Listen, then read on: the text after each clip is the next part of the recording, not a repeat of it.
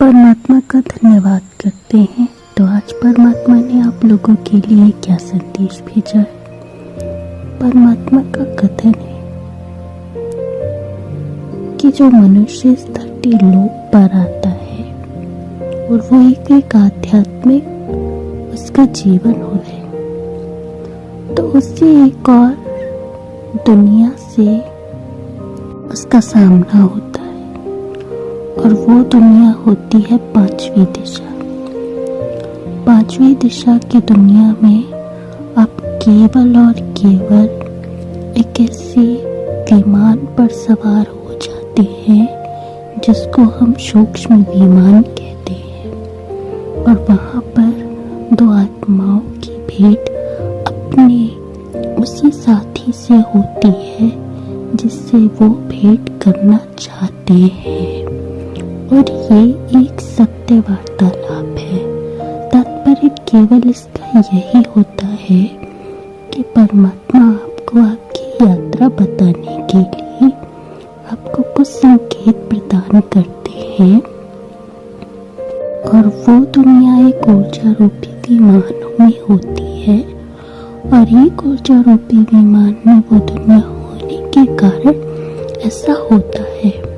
कहने का तात्पर्य केवल इतना है कि परमात्मा आपको जागृत कर रहे हैं कि मेरे प्रिय पुत्र पुत्री उठ जाओ, तुम्हें अब आध्यात्म की दुनिया में अपना कदम रखना है। और पांचवी दिशा आपके जीवन में इसीलिए आती है क्योंकि आपको वहां पर अपनी आध्यात्म की यात्रा को स्वीकार अवश्य करना होता है। और पांचवी दिशा में आप जब चले जाते हैं तो वो आपको एक समंजस में डाल देती है, क्योंकि आप नहीं जान सकते हैं कि वो दुनिया क्या है, क्योंकि वो एक ऊर्जा रूपी दुनिया होती है।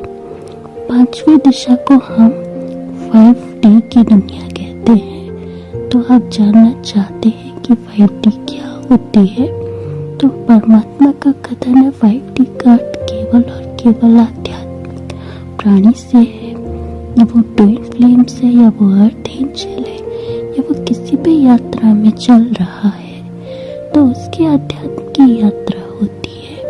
और यदि आध्यात्म की यात्रा उसकी है तो वो केवल और केवल इस सूक्ष्म विमान पर सवार होके अपनी सोलमेट से, अपने साथी से वो भेंट करने जाता है। और ये भेंट इसलिए होती है कि उसे कुछ सकारात्मक ऊर्जा प्रदान हो सके। उस कारणवश ऐसा होता है। तुमको बिल्कुल भी निराश नहीं होना है, हताश नहीं होना, परेशान नहीं होना है। परमात्मा के संकेतों का आपको केवल और केवल अनुसरण करना है, और वो कह रहे हैं कि अब आत्मा करो और जाए और अध्यात्म की दुनिया को करें, और इस 5D की दुनिया को, जिसको हम पांचवी दिशा कहते हैं, सूक्ष्म विमान कहते हैं, उसको पूर्ण रूप से स्वीकार करो। यही हमारे परमात्मा का आशीष है।